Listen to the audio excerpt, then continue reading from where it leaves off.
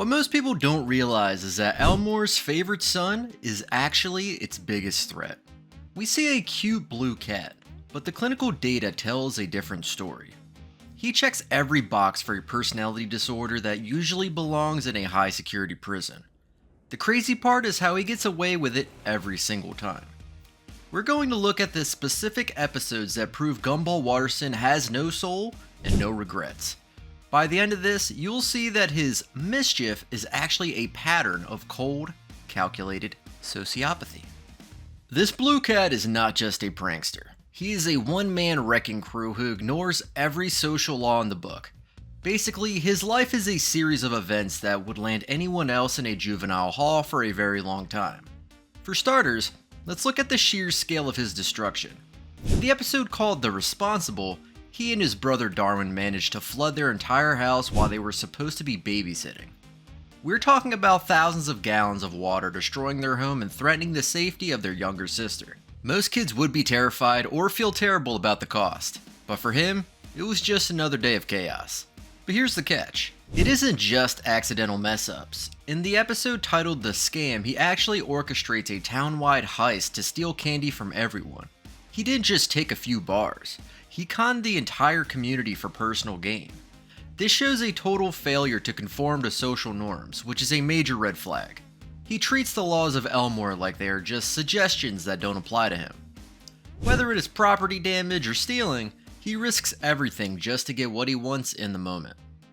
What is even more wild is how he treats his supposed friends. In the episode The Debt, he decides to help Mr. Robinson, but it turns into a nightmare of exploitation. He forces his way into the life of an elderly man and causes massive amounts of stress and physical danger. He doesn't care about the boundaries or the health of others. He just wants to feel like he is the hero of his own story. The total weight of his destruction over 6 seasons is honestly hard to calculate, but it definitely involves thousands of dollars in damage and countless broken rules. He acts as if the world is just a game where the pieces are people he can move around. Even his own family isn't safe from his disregard for safety. He has pushed his brother into dangerous stunts and ignored the well-being of his parents just to satisfy a random whim. This kind of behavior is not just a bad kid. It is a persistent pattern of ignoring the rights of others. He sees a rule and his first instinct is to find a way to break it without getting caught.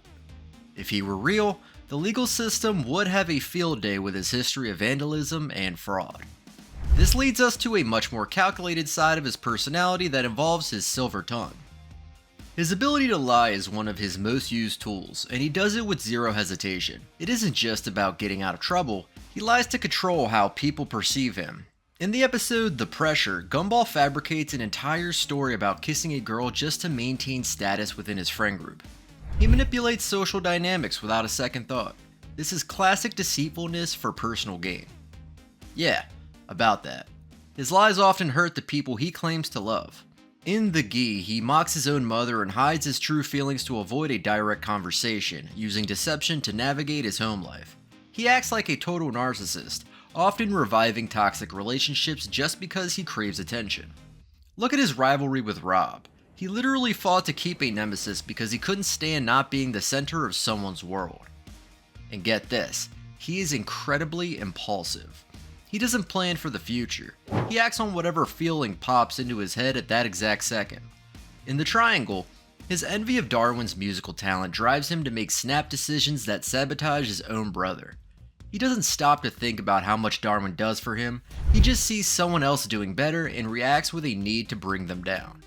The focus on the now is a core trait of a sociopath. The kitten has claws, and he isn't afraid to use them.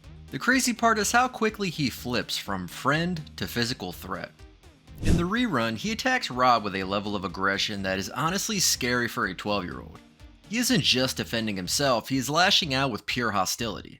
In school, his teachers see a side of him that is purely combative, treating every minor inconvenience like a war he has to win. What is even more concerning is his reckless disregard for safety.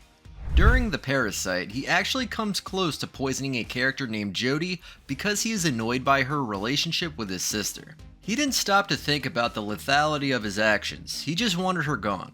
This safety last attitude is a hallmark of someone who doesn't value human life the way normal people do. He has put his family in exploding houses and crashing cars, usually with a smile on his face, totally indifferent to the terror of those around him. What most people don't realize is that he almost never feels bad for what he does. After nearly poisoning Jody or destroying his house, does he cry? No. He usually makes a joke or rationalizes it so he's still the hero. This total lack of remorse is the smoking gun for his diagnosis. He is also consistently irresponsible. In The Apology, he fails music class despite having talent simply because he can't be bothered to try. He acts like the world owes him everything while he owes the world nothing. So here's the deal. When you add up the manipulative lying, the aggression, the reckless danger, and the lack of guilt, you don't just have a naughty cat, you have a textbook case of a sociopath. We have to wonder if he will ever change, or if Elmore is just stuck with him. The evidence is all there, hiding in plain sight behind the big eyes and the funny voice. Could Gumball's behavior be the reason why Elmore is always in such a state of total madness? Tell me if you think he is truly a monster.